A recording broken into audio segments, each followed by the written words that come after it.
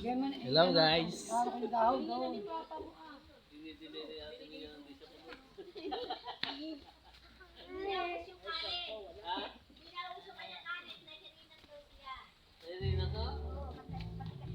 Ito po to sa ating bakahan. sa kabayuhan. Ayun po yung kabayo. Sa yung baka. Baliktad.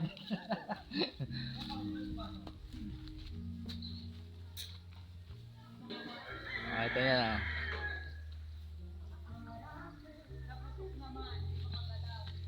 Lakas ang tinda mo ngayon dito, no?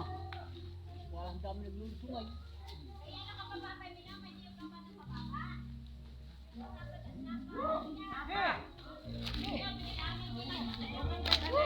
Bakit? Ha?